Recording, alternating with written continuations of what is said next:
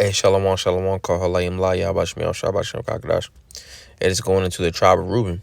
You know, they were known to be in Oklahoma as well as Florida.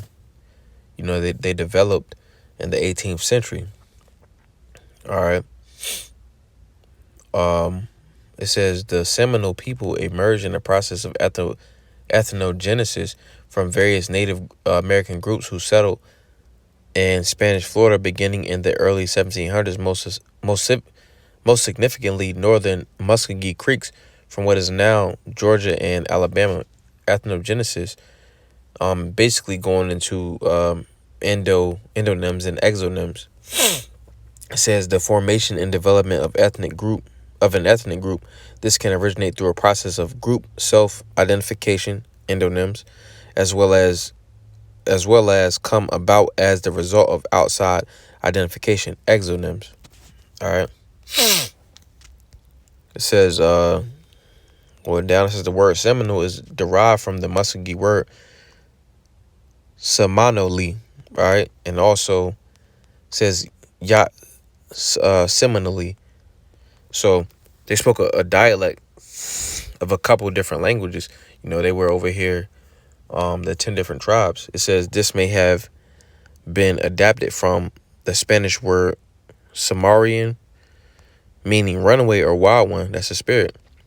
Seminole culture is largely derived from that of the Creek. The most important ceremony is the green corn dance. Other notable traditions include use of the black drink and ritual tobacco.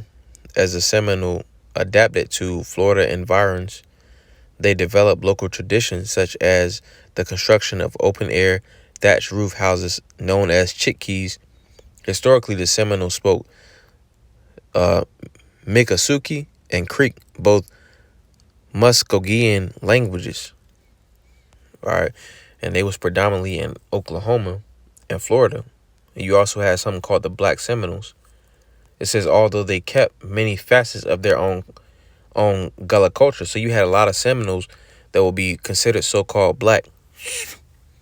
And this was one of the only Native American tribes that was not conquered. But just going back up to this little excerpt right here, it says this may have been adapted from the Spanish word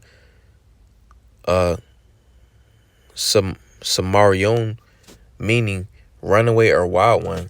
You know, wild one can't be contained. All right, so this is Genesis 49:3.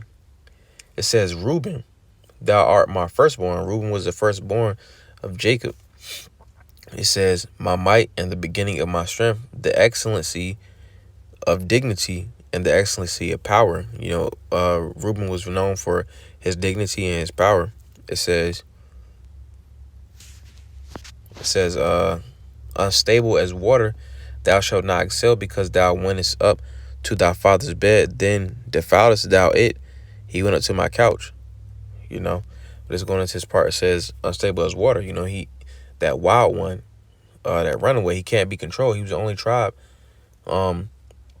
that was not, he ain't signed no peace treaties with, you know, the so-called white man. The so-called white man, you know, the cavalry. You know, he wasn't conquered. He's wild. He's unstable as water. You know, you can't control water. Water goes where it wants to. You know. I brought this out. I was at a phone call. Halayim La, Yabashim Al Shabashim Kakadash. Shalom.